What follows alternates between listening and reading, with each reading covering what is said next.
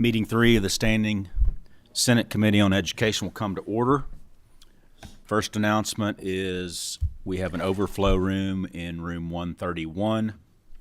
We are allowing standing room, but there is also a overflow room 131. Please call the roll.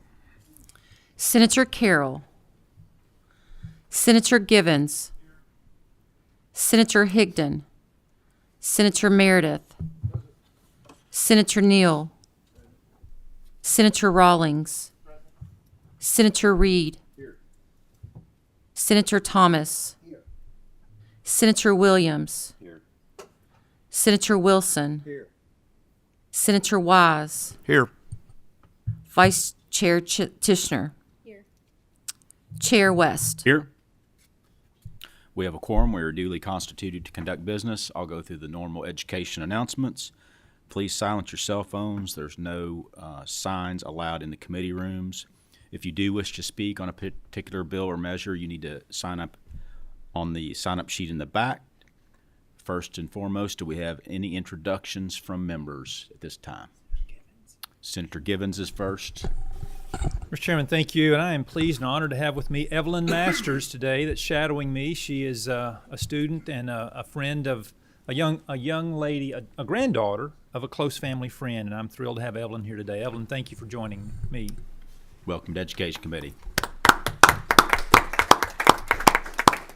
Senator Wise.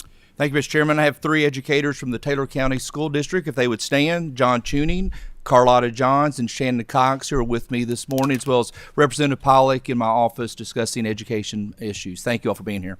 Thank you for being here. Yes, I'd like to welcome the Harrison County Chamber of Commerce leadership team. I don't know if they made it into this room or if they're in the overflow room, but we had a real good discussion on a multiplicity of issues and welcome them to Education Committee as well. First up on the agenda, we have the Kentucky Association for Career and Technical Education. If they want to step forward at this time. February is Career and Technical Education Month, and this past Tuesday was Career and Technical Education Student Organization Leadership Day at the Capitol. And today we have a student leader in career and technical education with us to discuss the importance of these programs. Are you by yourself? Yes, sir, I am. I have full confidence you can handle this. You got about 5 to 7 minutes to tell us whatever you'd like to tell us. Before you start, you need to state your name for the record, and then you can take off. Thank you very much. My name is Parker Keys, and I am serving as the Northern Kentucky State Vice President for Kentucky FFA. I'm here today on behalf of over 143,400 students who are enrolled in career and technical education, or CTE, courses at the secondary level in our state. CTE students are preparing for the careers in the fields of business, information technology, manufacturing, food production and processing, healthcare, childcare, tourism, education, law and public safety, construction, logistics, and many others. CTE exposes students to a variety of career opportunities and then prepares them for those opportunities through traditional classroom instruction and hands-on experiences through laboratories and simulators. Work-based learning provides CTE students with real-life experience that helps them get ready to enter the workforce. Last year, over 2,100 CTE students completed approved co-op or internship programs, while nearly 300 students completed registered apprenticeship programs through Kentucky's cutting-edge track apprenticeship program. This does not count the thousands of other students involved with entrepreneurship and service learning projects. CTE students have the opportunity to get a head start on employment training as well, with over 13,500 CTE students earning approved dual credit and 13,548 students earning valid industry certifications. Some CTE students go directly into the workforce or military, while others pursue certificate programs related to their chosen careers. Still, others earn a 2 or 4 year degree in their chosen field. CTE students gain leadership, communication, and teamwork skills through their involvement in career and technical student organizations. Kentucky has 8 student organizations: DECA, FBLA, FCCLA, FFA, Educators Rising, HOSA, TSA, and Skills USA. Together, these organizations have over 77,400 members in all 120 counties. Through these organizations, members have a chance to serve in leadership positions, showcase their skills through competitive events, serve their communities through a number of service projects, and learn how to be useful citizens in our democracy. As a member of Kentucky FFA, I've seen the impact that CTE organizations have had on my life, as well as many others in my state. From local speaking days, state competitions, and getting to attend the National FFA Convention, the experience that I have had with FFA have helped shape me into the person I am today. I was so lucky to have my amazing ag teacher that supported me through my high school journey and made me feel like FFA was where I belonged. Being an FFA member grew my passion for the agriculture industry and for agriculture education programs. Because of that passion, I decided to serve as a state officer to instill that passion of agriculture and not just students, but everyone I come in contact with. On behalf of all CTE students in Kentucky, I wish to thank you for your ongoing support of career and technical education and of our career and technical student organizations. The funding that you guys have provided through the CTE supplemental funds and the last 2 budgets have helped purchase up-to-date equipment for CTE laboratories, provided world-class professional development for our teachers, funded field trips so that students could learn directly from industry professionals, and allowed a record number of students to participate in CTSO activities above the local level. Thank you guys again for the opportunity to speak today, and I look forward to working with you all in the future. Are there any questions? Thank you, Mr. Keys, for that excellent presentation. I think it's safe to say you're a very good representative of your group. Well, thank you. I appreciate that. Senator Reed has a question. Yes, Senator. Mr. Keys, thank you, Mr. Chairman. It's not necessarily a question, it's more of a statement, and I really appreciate you coming here today because I agree with you that CTE is where the rubber meets the road as far as education comes, and I can't find a better reason to promote that because it's really good for your resume building and all. I mean, it's awesome. I fully support it, and I'd invite you and anyone in your organization to contact my office if you have any legislation options that you want to do. So thank you, Mr. Chairman. Thank you, Senator. Senator Higdon. Thank you, Mr. Chairman. Just a comment. Parker, thank you for your testimony, and I agree technical education is so important. It's the key to tomorrow's workforce. And your work participation in school to work and all those programs that get students out into jobs that learn those soft skills that are necessary to succeed is just so important. And I appreciate you bringing that to our attention and helping educate people how important technical education is. One other comment: if I'd had FFA, if learning how to do speeches, or if it was prominent when I was in high school and I was in FFA and had that, I'd be absolutely dangerous today. Because I saw a survey one time, the 10 people's 10 worst fears. Dying was down the list. Public speaking was number 1. So they'd rather die than speak in public. Yes, sir. So you have mastered that. Thank you. Thank you, Senator. I think you do an adequate job, Senator Higdon, at your public speaking. Danger got you. Some people think you are dangerous. Thank you, Parker, for your presentations. Really, really good. And as I think I speak for everyone up here, our doors are always open to you and your group, and welcome in Frankfort anytime. Thank you, so Mr. Chair. much. Up next, we have Senate Concurrent Resolution number 43. If Dr. Pruitt would come forward, I'm going to go down, and Senator Tishner will assume the chair.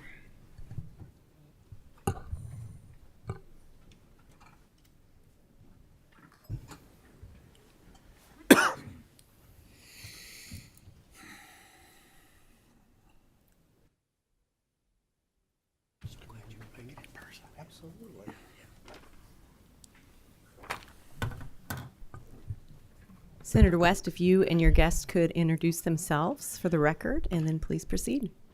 Thank you, Madam Chair. Steve West, Senate District 27.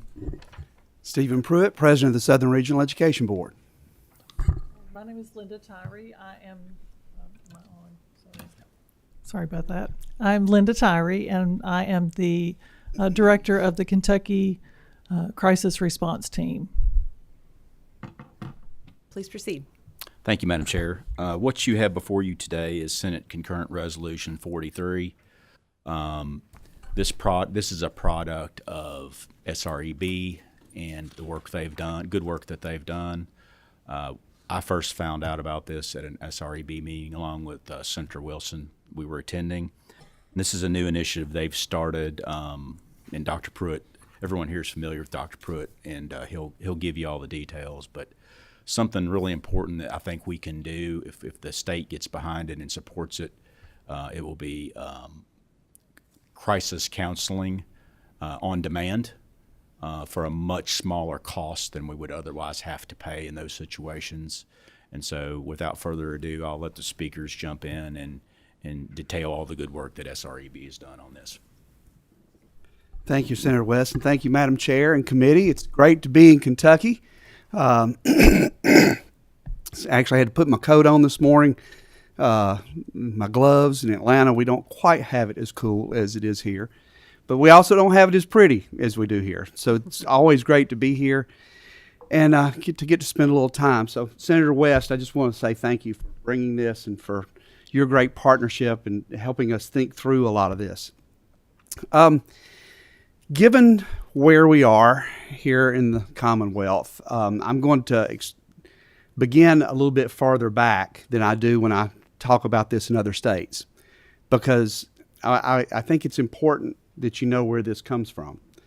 The Crisis Recovery Network is, on its overall, is going to be intended to be the supports, in particular around stabilization and psychological first aid, well after a mass tragedy event for up to the first year. This is kind of after the cameras go home. This is the 3 to 370 day plan where we can support districts, schools, colleges after they've had a mass tragedy event to help them find what their new normal is. What I've got to go back to is January 23rd of 2018. For those of you who don't know me, I was Commissioner of Education at the time, and we had the horrible tragedy in Marshall County. Before that day, I thought about school safety like everybody else did.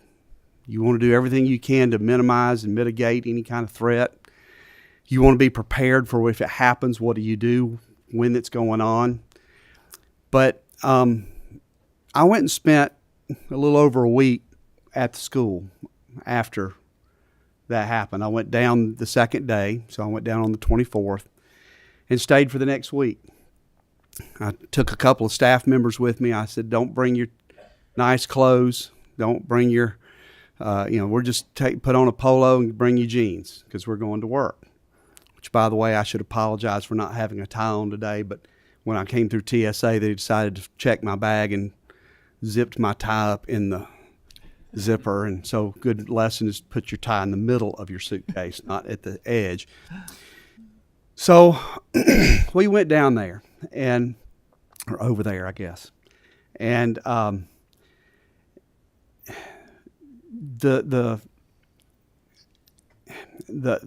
whole life changed. My whole perspective on how we have to support schools changed that day. Incredible leadership from Trent Lovett and Patricia Greer in terms of how they managed the situation and how they were managing after. But, the part that gets hard, I think, is as heroic as they were in managing it, the real heroines in all this were Jennifer Burnham, Jill Boone, Jennifer Jackson, and Cassandra Newsom. They were the counselors that were there. We were working 18-hour days. We actually were sitting in rooms trying to figure out how do we best reopen this school. I haven't talked about this publicly very much. I didn't do it when I was here because I didn't want to make it look like I was trying to talk about myself. But I think in this case, it's important you know those conversations. They were horrible. I mean, the kinds of things that I never thought about having to have conversations about. You know, it's not as simple as to reopen a school or block off where an incident happened, or it was so much more of strategic thinking and how do you support people who have gone through a horrible thing. And the people who are having to manage it are hurting just as badly as their community and as their students. And in particular, I remember sitting about, I think it was like 10, 11 o'clock at night, and they had come up with a really great plan of how they were going to support students when they came back into the building. If I recall correctly, there were 6 stations that they had. I only read you 4 names because guess what? There were only 4 counselors. And I said, well, it's a great idea, but how are you going to pull this off? And one of them looked at me and said, honestly, we don't know, but we know this is what we need. Well, you know, there's an advantage to being commissioner. You got a few names in your phone. And so I stepped out. I called Greg. I called the Western Co-op. And by the next day, we had over 50 counselors that had shown up by noon to help start thinking about how do we implement this. One of them was Linda Tyree, who I asked to come to the table. You'll hear more about Linda in a moment. So what I began to see is the traditional approach is something happens and we send counselors in for 3 days, and then for some reason we think all is good. It's not. And it was there that I kind of started realizing there are 3 phases to tragedy. There's prevention, there's management, and there's recovery. This initiative is going to be about recovery. It's about supporting schools, colleges after management has kind of run its course. It's about bringing in a larger number of people to be able to support throughout that time. At KDE, we ended up supporting Marshall County for roughly the next year, where we rotated counselors throughout the state. Fast forward to October of 2024, we had a shooting in Georgia. 3 weeks later, Hurricane Helene hit Georgia and western North Carolina and devastated parts of North Carolina. This has been hovering on my thinking for a long time. And I got asked to come and consult with districts in both of those. And I was experiencing the same thing. Rural districts not having the supports they needed because you don't think about recovery unless you've had to experience it. You know, I have those of you know me well, you know I have all these Pruittisms that I say all the time. Well, one of them is a fish doesn't know it's wet. You know, if you don't know something different than where you live, why would you ever think about it? So we came to this idea that SREB, as an interstate compact, which all of you are familiar with interstate compacts, it puts us in a different kind of position than a traditional nonprofit because we're actually in state statute in all 16 states. It kind of hit me. What we did in Kentucky, where we started in Kentucky with Marshall County, and now all but 2 regions in Kentucky have trained counselors. We could do that in the whole region. We could support from Delaware. If you didn't know, yes, Delaware is south for us. No sweet tea in the restaurants, but we love them anyway. But from Delaware to Florida over to Texas and back up. So our plan is that we would like to train 40 counselors in each state. Kentucky already has a lot more than that. Kentucky really was the model for how this works. And it came out of a horrible tragedy. But if we don't learn from those horrible tragedies, shame on us. So 40 counselors in each of the 16 states. You do the math, that's 640 counselors. We want to train them. We want them distributed throughout each state so that when there's an event in the state, a suicide, a car accident, different things, there's a network in state. But for me, it's a little bigger. Because of who we are, I want us to be the air traffic control that when we have a mass tragedy event, a massive natural disaster, school violence, we can leverage 640 counselors from across the region to be able to support areas of high need for up to a year. My basic thing is for at least 5 days past the anniversary of the event. So you may be thinking, oh, this must be millions and millions of dollars. He's about to ask us for money. No, I'm not actually. I'm going to ask my board in June to raise our dues by $10,000 per state. I'm just asking for the cost to train and to keep training current. SREB is going to shoulder the responsibility of hiring a coordinator who would be the air traffic control in all of this. And when deployment is necessary, we are going to cover the cost of every counselor that has to travel, their room, their board, because I think this is where the way SREB can give back. This is not a decision for me in terms of just something I thought would be neat to do. This kind of gets to my core of what I believe we should be doing as an organization and what I believe we can do as a group of southern states. I've already had conversations with Jim Flynn and the Superintendents Association, and they have been favorable in the conversations that we will be able to structure this across the whole region of Kentucky. We would be asking superintendents to agree to up to 10-day deployment, but not more than that. We would circle them back. We will also be providing supports after counselors have to go into these events because we don't want them to be hurt either. Linda, I asked her to be here because Linda's actually going to be managing the training for us. We have our first training on March 5th and 6th in North Carolina, and Linda has kindly consented to come and provide that training. Prepare is a very specific curriculum that supports counselors in an education environment after this kind of event. There's lots of people who are going to have to help, and this is not intended to get in anybody's way. It is simply to help these schools find stabilization and psychological first aid to get back to whatever their new normal is. I probably have talked longer than you wanted me to talk, Senator West, but I felt compelled to do that. Absolutely not. Absolutely not. But the chair's in control anyway. I'm not in control anymore. Good point. Not sure about that. You want to speak? I would just say that I'm honored to be a part of this team and to be a part of this work. I think it's important work. I, too, my life was changed after the shooting in Marshall County.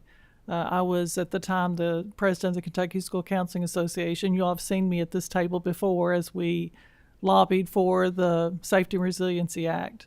And part of that was that mental health component. And I think this is taking it even a step further and to say that we have to support people when they're hurting. And so I love the idea that we'll be able to spread this throughout the region and not just throughout Kentucky. But I'm very proud of what Kentucky's done. If you don't know about the history of our crisis response team, we have the Kentucky Community Crisis Response Board. Now is the KCCRT, now they're Kentucky Community Crisis Response Team. They were instrumental. They were there the day after the shooting as well in helping us coordinate all those efforts. Because we had a lot of people that wanted to volunteer, but you have to be very careful of where you put people, where they can best serve and be most effective. We had churches that wanted to serve, and so we had to decide how can they serve in a school setting, and they were fantastic to support us, but there's a place for everybody. We just have to make sure everybody's in the best place. At this time, we only had the education arm of KCCRT was GREC, the Green River Regional Educational Cooperative. Our crisis team's been in existence for over 20 years. Dr. Nancy Bertlight was the director at that time. She retired the year after that, and I took that position at GREC. Last year, we tried to expand that. So we've gone through, and that's why I kind of had a little bit of a hard time introducing myself because I'm I'm the GREC Crisis Response Director, but now we are also the Kentucky Association of Educational Cooperatives Crisis Response Director. So we've really tried to expand that through our educational cooperatives. We have 8 in the state. 6 of them right now have teams that are trained and ready. They have coordinators at that regional level, which is very beneficial. And we're trying to get that statewide fundamental training, prepare training, some kind of psychological first aid training. That's that foundational piece. And so I'm very, very honored that Dr. Pruitt has asked me to be a part of that training team and be able to help work with this effort. And so I appreciate your consideration of this resolution. Madam Chair, if I may, we're not asking for $10,000 for this year. Very proud of the fact that our board chair, Governor Brian Kemp, has actually put the funding toward us being able to get the training done for all 16 states. So it's not a lot of money. It's only $160K if you did the math earlier, 10,000 times 16. But he is very supportive of this and has actually put things into place for us to be able to get started. All right. Go ahead, Senator West. Just ending, Madam Chair, for any new members, this is just a snapshot of the great work that SREB does for us. We pay dues every year in the budget, and my resolution says they'll be asking for $10,000, but as you can see, that will just be an additional dues. It would not be an extra line item in the budget. So when Senator Wilson and I were at the meeting in Charlotte, we were talking, and this is like a no-brainer, and so we want to bring attention to it. So we're done. Okay, Thank you. Thank you, Dr. Pruitt, for your effort and for your work in this counseling, crisis counseling. It's important. Unfortunately, it's something that we do desperately need from time to time in the small events that happen and, unfortunately, the large-scale events as well. We have a question or comment from Senator Wise. Thank you, Madam Chair. Dr. Pruitt, good to see you. I thought you may be here closer to the March 1st day when Kentucky plays Auburn in basketball, but it's always good to see you. Actually, I'm going to be here that day, and my wife's already made strict rules that I'm not allowed to wear anything orange that day. That will be great, sir. I just wanted to commend both of you all, and you could not have picked a better person than Linda Tyree to be heading this up and representing the Commonwealth of Kentucky, and the work that she did with the School Safety and Resiliency Act is fantastic. And for your testimony today, thank you for everything that you're doing and leading SREB. Just want to make that comment. Thank you all. Senator Wilson? Thank you, Madam Chair. This is something that we had discussed and certainly needed, and excited to see it. And if it's appropriate, Madam Chair, I'd like to go ahead and make a motion on the resolution. We actually have one more comment. Okay. Senator Carroll. Thank you, Madam Chair. My district has probably been more affected than any other through the Marshall County and also Heath. My family also affected. My sister-in-law was at Heath the day of that shooting, sitting next to a young lady who was killed that day. My nephew was a first responder at Marshall County. And I've seen the impact of this over the long term, and I can't thank you enough. Dr. Pruitt, it's good to see that you're still impacting Kentucky, not being in the state, and we are very grateful. Thank you for all your work. Appreciate it. We have a motion from Senator Wilson. Do we have a second? A second from Senator Neal. Would you please call the roll? Senator Carroll. Aye. Senator Givens. Aye. Senator Higdon. Aye. Senator Meredith. Aye. Senator Neal. Aye. Senator Rawlings. Yes. Senator Reed. Aye. Senator Thomas. Aye. Vice Chair Tishner. Aye. Senator Williams. Aye. Senator Wilson. Aye. Senator Wise. Aye. Chair West. Thank you. Senate Current Resolution 43 passes with a vote of 13 yeas and no nays, and will be reported with the expression of opinion that the same should pass. Thank you.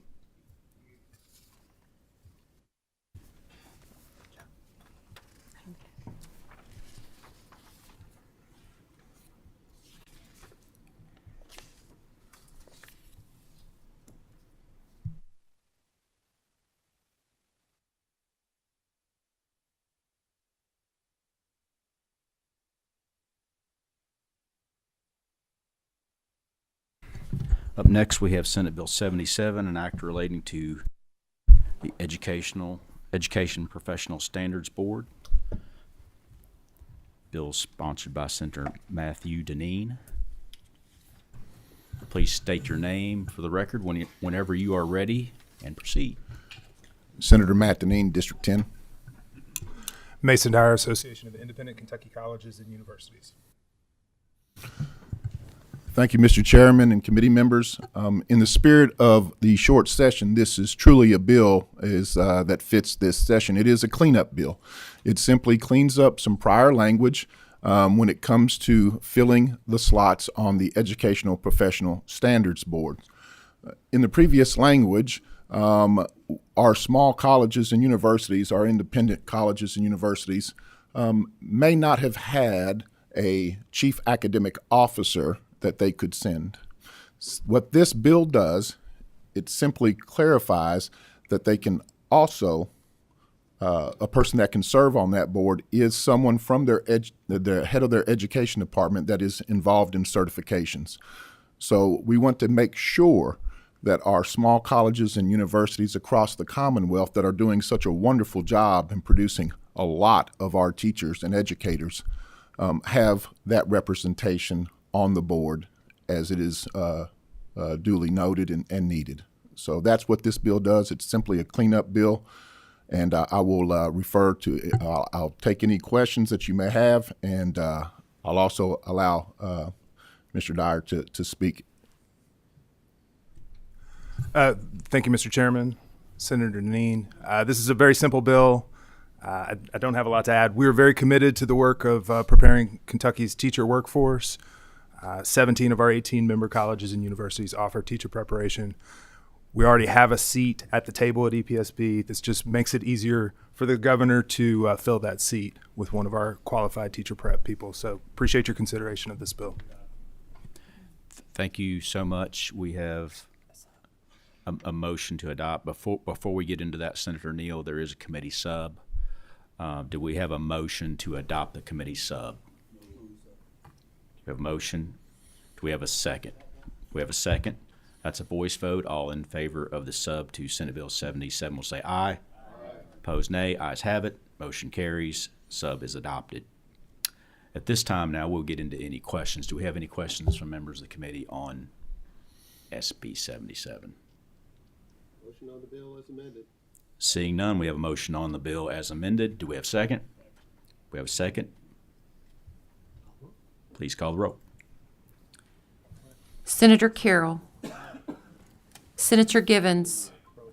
Senator Higdon. Senator Meredith. Senator Neal. Senator Rawlings. Senator Reed. Senator Thomas. Vice Chair Tishner. Senator Williams. Senator Wilson. Senator Wise. Chair West. Aye. Senate Bill 77 passes unanimously. Thank you, Senator. Thank you for all your good work on this. We appreciate it. Thank you, Mr. Chairman. Thank you, committee members. Up next, we have Senate Bill 120, an act relating to interscholastic athletics. Primary sponsor, Senator Chambers Armstrong. And guest.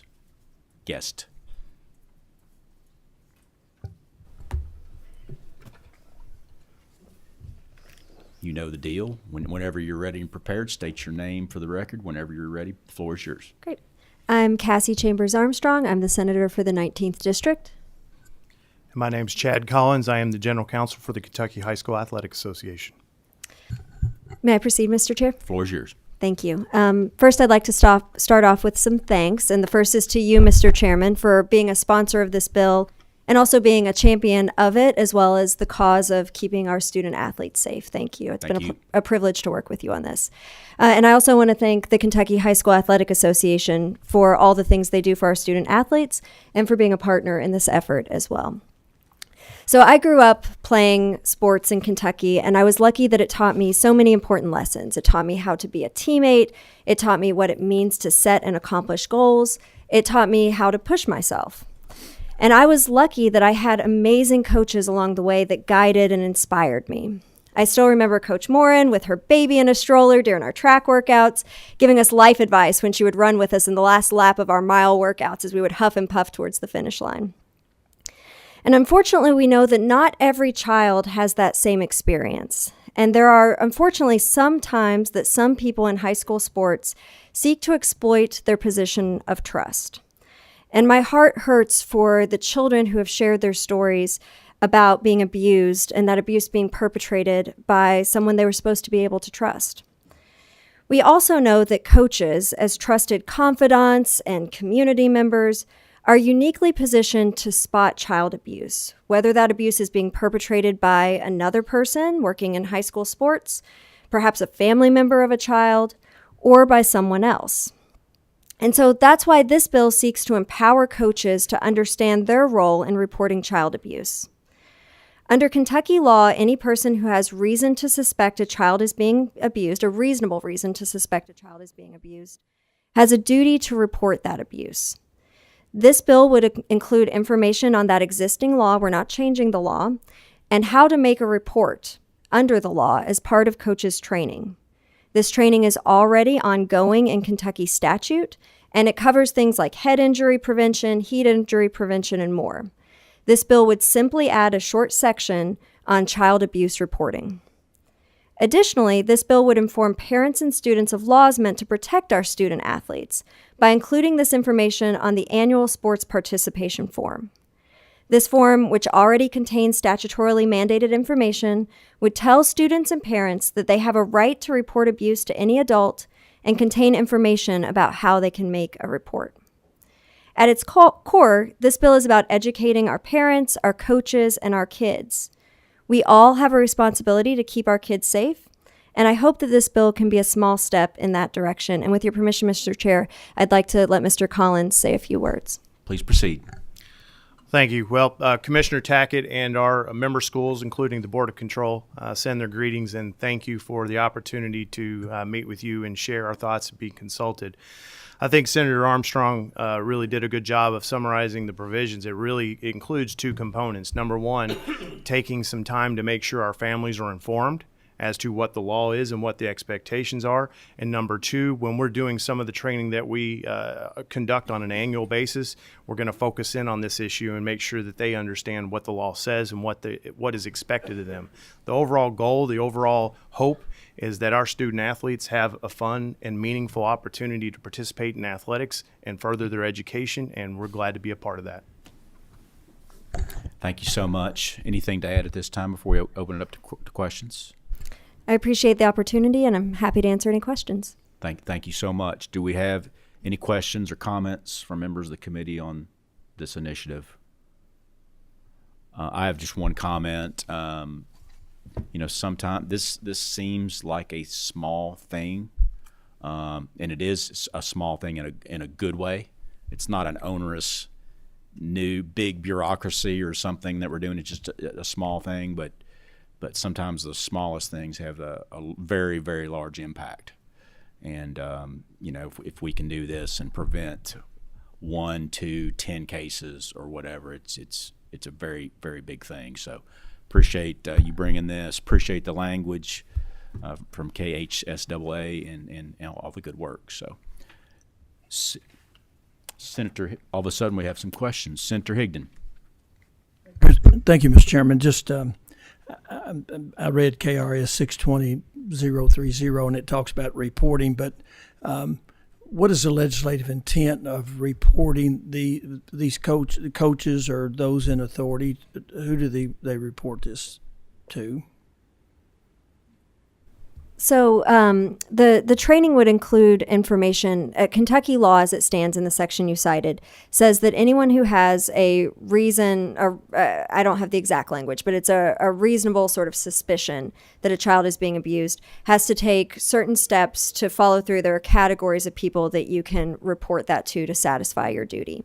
And that's already the law, and we're not changing the law. What we want to make sure is that our coaches understand that that's the law and that they know how to comply with it, because a lot of times in these situations, we hear from people that say, I thought that there was something off. I saw something and it concerned me, but I didn't know what to do about it. And so if we can educate parents, kids, coaches about what to do when you see something that concerns you and how you can satisfy that legal obligation.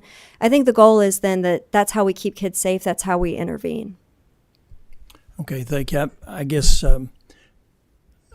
as you see in your line of work, we get complaints quite often of vindictive reports that are not really child abuse, but to get someone else in trouble. And I'm always concerned about that. But this is these things do need to be reported.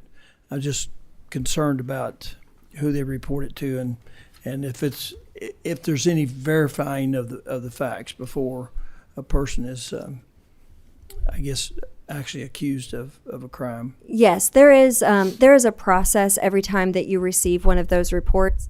My understanding, and I can get you the exact numbers, is that actually quite a significant number of reports never move any further than someone making a report because they're pretty easily able to ascertain that perhaps this isn't something that would lead to further investigations. But whenever they do get those reports and they say this is something that we need to investigate further, we can't clear it up with a phone call, this allows that process to be in place. My second question that when I read the bill is does Kentucky High School Athletic Association endorse this? But it's quite obvious they do. So thank you for bringing this forward. Thank you. So, quick question: when you all work to put this together, either person can answer the question. One of the big reasons for it is the statistics aren't very good as pertains to this type of what's happening out there. Right? Can either one of you comment on that? You know, what the percentages are and the statistics are. I'm happy to take that. There was an investigative series done by a newspaper that looked at Kentucky, and it found over 80 sort of public documented cases involving sexual abuse of high school athletes over the past 15 years in our school system. And it also cited some statistics saying around 9% of student athletes report that someone in a position of trust did something at some point that made them feel uncomfortable. And that's not what we want. We know the vast majority of our coaches are out there like the coaches I had out there changing lives. We know sports are so important for our young people and can give them so much and teach them so many important life skills. And so this is just a way to make sure that we're equipping everyone with the tools that they need to be able to make sure that sports stay the really important, healthy place that they can be for kids. Senator West, I might add that at the end of the day, this is an awareness bill, I think, more for most. This is an opportunity to try to make sure that the students and their families know what is out there, and as well as the coaches and the people around them knowing when they need to report things. We're not looking for changes here, just trying to increase awareness. Yeah, when I heard the 9% figure, that was very startling to me. So that was eye-opening. Senator Givens has a question. Mr. Chairman, thank you, and I fully support your legislation. I appreciate what you're doing here. Thanks for KHSAA coming to the table and having a conversation. As I look at the new language in the bill, it breaks down into two parts. You've got the requirements around the form, and then you have a requirement for Kentucky Board of Education to include the following information in any training for administrators and coaches under its jurisdiction. And that training appears to include the duty to report instances of neglect, DNA, and then procedures for reporting dependency, neglect, and abuse. My question is along the lines of, and again, I'm fully supportive of the legislation. Obviously, over time, things get refined. Are we providing any training to these individuals? First of all, we're requiring a duty to report. Are we providing any training about how to recognize? And here's my example that I'll use that could be a bit of a challenge. Let's say that I'm an assistant coach to someone who I've worked with for years.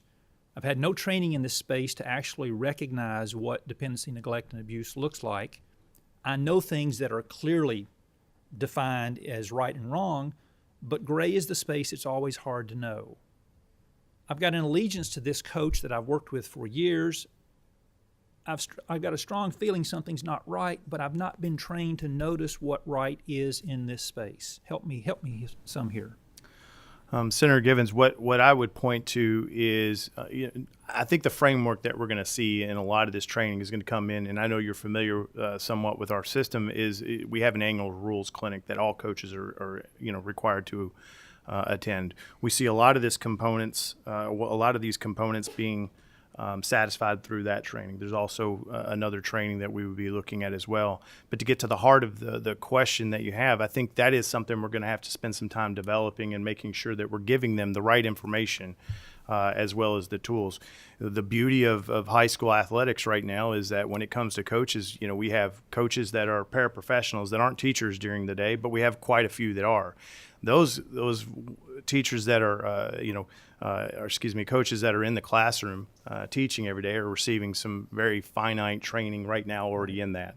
And it's going to be the task to try to glean from that and try to figure out how to bring that information over here to the rules clinics and things like that. And that's what I think we're looking at right now, but I don't see that as a heavy lift. I don't see that as being something that our framework can't satisfy as we currently stand. Great. One brief follow-up, Mr. Chairman, if I could, very briefly. Thank you.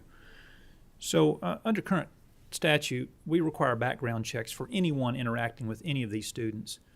Remind me how often those background checks are renewed or reopened or rechecked for the paraprofessional is the perfect example. If someone who is not in the school system is providing that coaching assistance, and it's vital across our Commonwealth. We have communities where we have really talented coaches that are not teachers in the school system. How often is that background check performed? I can't give you the exact answer to that. I can tell you that our coaches are required to comply with the same law that is in place for the teachers in terms of performing those background checks. So it's on the same cycle as it is for the teachers. Okay. Senator Chambers Armstrong, we might want to look at that and see how often those background checks are renewed. Yep. Yes, thank you, Mr. Chair. I know there's also been there's been a lot of conversations around this issue, and I know one of the things people have discussed is the idea of oftentimes if a student makes an allegation of abuse and a coach or someone resigns prior to an investigation occurring, that information and that investigation never happens. And so sort of along the same lines, you're thinking about how are we sort of keeping track of folks and having an understanding of who is operating in the space. I know one of the ideas that has been floated is what would it look like to have some sort of better inter-district sharing of information and following through of investigations, even if someone resigns, so that we can make sure we're following those claims through to completion, and that districts have an understanding that if a coach or somebody left a position for particular allegations and then goes somewhere else, we're able to know that and track that. Because my understanding of the current law is we don't have a good way to track when that happens. Along with any other questions from members? Along the lines of Senator Givens' question, there is an existing statute 156.095. Don't think that I knew that off the top of my head. We have able-bodied staff sitting right here. It was on top of his head, and he could pull it out. But it's legislation that it mandates a lot of this training is already done by our teachers. As the final question here, we know a lot of this will easily apply to public school teachers, staff, coaches. Could you comment? You have private schools that are members. How could it affect them? Well, certainly by virtue of this being included in 156.070, that's going to make it applicable to those private schools in the same fashion. Yeah, thank you. So if I may just briefly, Mr. Chair, those schools are already going to this coaches training. There's nothing else in law that says that they're getting that information about what the mandatory reporter laws are. And so this would be the only instance that I'm aware of where we're providing that information to folks who are participating in athletics through the private school setting. And I think it's really important information for people to have. We're not creating new duties. We're not creating new laws. We're just making sure people know about the laws in place to protect kids. Thank you so much. Any other questions from members? Seeing none, do we have a motion on Senate Bill 120? We have a motion from Senator Neal. We have a second from Senator Tishner. Please call the roll. Senator Carroll. Senator Givens. Senator Higdon. Senator Meredith. Senator Neal. Senator Rawlings. Senator Reed. Senator Thomas. Vice Chair Tishner. Senator Williams. Senator Wilson. Senator Wise. Chair West. Aye. Senate Bill 120 passes unanimously. Thank you so much for excellent presentation. This concludes our meeting. All bills passed unanimously. That may never happen again. That may not happen again this session. We'll see. Motion for adjournment.